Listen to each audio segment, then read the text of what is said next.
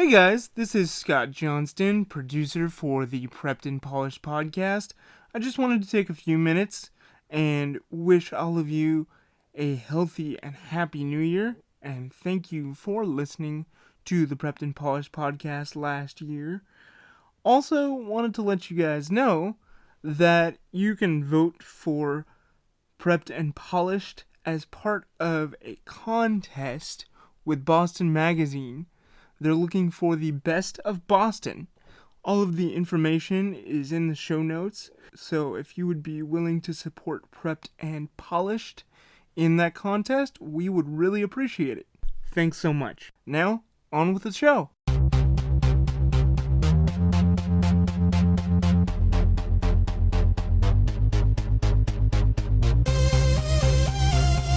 Welcome to the Prepped and Polished podcast, the podcast that empowers you to take control of your education, featuring weekly interviews with influencers in the world of education, as well as tutoring tips, lessons, and updates. And now, here's your host, Alexis Avila.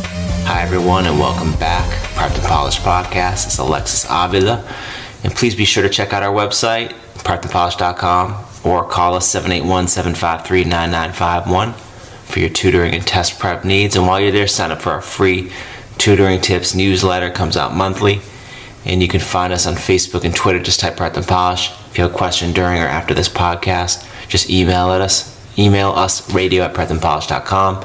We love hearing from you. Let's get right to today's episode. It's 155, an overview of the SAT Chem subject test. So I'm going to give you an overview of the structure, format, and pacing of the SAT Chem subject test. So the first thing we'll want to cover is structure. So the test is going to have 85 multiple choice questions, and you'll have an hour to do this, and you'll be given a periodic table, but you won't be given any formula sheets or a calculator.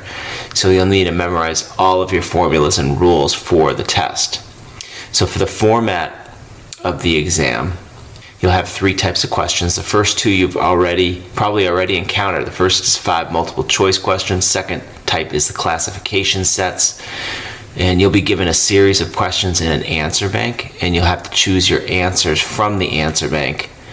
And each answer can be used once, multiple times, or not at all. And each of these is equally possible, so don't worry if you're using some more than others. Just answer the questions as best as you can.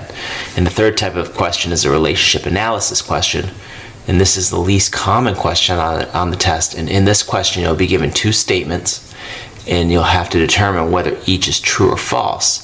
And if you have 1 false statement or 2 false statements, you can move on to the next question. But if you have 2 true statements, you have to determine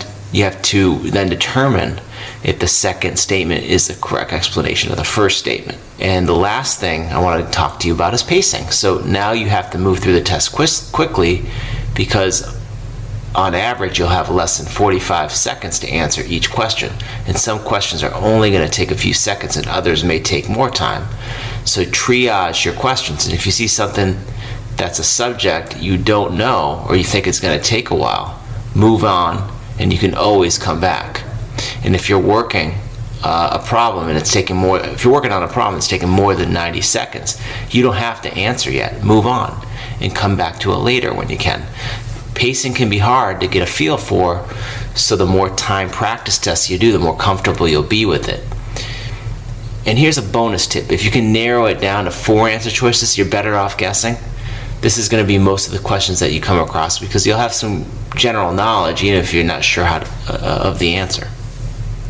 And the test takes 1/4 point off for each answer you get wrong, so it's better to guess if you have 4 or fewer answer choices. So that wraps up our show today.